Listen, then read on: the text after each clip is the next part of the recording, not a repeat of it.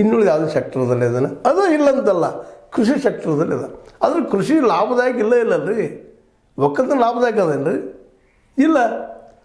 ಅಗದಿ ಸ್ಪಷ್ಟವಾಗಿ ಮಾತ್ರ ಮತ್ತೆ ಹೇಳ್ತಾ ಇರ್ತೀನಿ ನಾನು, ಲಾಭ ಮಾಡೋ ಬೆಳೆ ಕಬ್ಬ. ಅಲ್ಲಿ ಲಾಭ ಇಲ್ಲ ರೈತಗೆ, 1 ಟನ್ನಿಗೆ 1,000 ರೂಪಾಯಿ ಲಾಸ್ ಮಾಡ್ಕೊಳ್ತಾನೆ. ಮತ್ತು ಉಳಿದ ಬೆಳೆಗೂ ಲಾಭ ಇಲ್ಲ, ಯಾಕಂದರೆ ಮಾರ್ಕೆಟ್ ಗೊತ್ತಿಲ್ಲ, ಆಗೋದಿಲ್ಲ.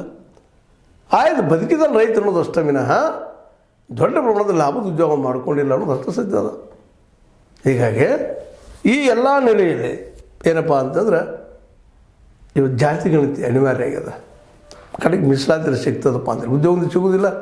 2 ಕೋಟಿ ಉದ್ಯೋಗ ಯಾವ ಕ್ಷೇತ್ರದ ಪ್ರತಿ ವರ್ಷ ಹುಟ್ಟುವುದಿಲ್ಲ ಅಂದಾಗ ಮತ್ತು ನೋಡಿರಿ, ನಮ್ಮಲ್ಲಿ 60,000 ಶಿಕ್ಷಕರ ಪೋಸ್ಟ್ ಖಾಲಿ ಇದಾವೆ.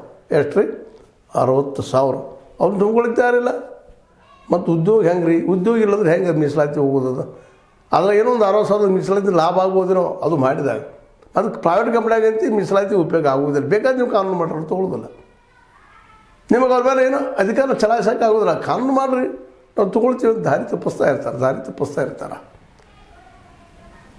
ಯಾಕಂತಂದ್ರೆ ಬುದ್ಧಿವಂತರು ರೋಗ ಅದು.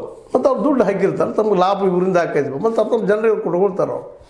ನೀವು ಸರ್ಕಾರದ ಉದ್ಯೋಗ ಅಂತ ಹುಟ್ಟಿಸ್ಲಿಕ್ಕೆ ಆಗೋದಿಲ್ಲ. PSUಗಳೆಲ್ಲ ಬಂದಾಗ್ತಾ ಇದ್ದಾವೆ. 34 PSUಗಳನ್ನು ನಮ್ಮ ಮೋದಿಯವ್ರಿಗೆ 32 PSUಗಳನ್ನ ನಮ್ಮ ಮೋದಿಯವರೆಲ್ಲ ಪ್ರೈವೇಟ್ದವ್ರು ಕೊಟ್ಬಿಟ್ಟಿದ್ದಾರೆ.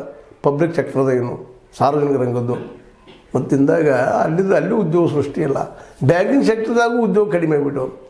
ಅದೇ ರೀತಿ ರೈಲ್ವೆ ಸೆಕ್ಟರ್ದಾಗೂ ಕಡಿಮೆ ಆಗಿಬಿಟ್ಟಿದಾವೆ ಇಲಾಖೆಯಲ್ಲೇನೋ ಅಂದಾಗ ಉದ್ಯೋಗ ಎಲ್ಲಿದಾವೆ. ಹೀಗಾಗಿ ಮೀಸಲಾತಿ ಇರೋದು.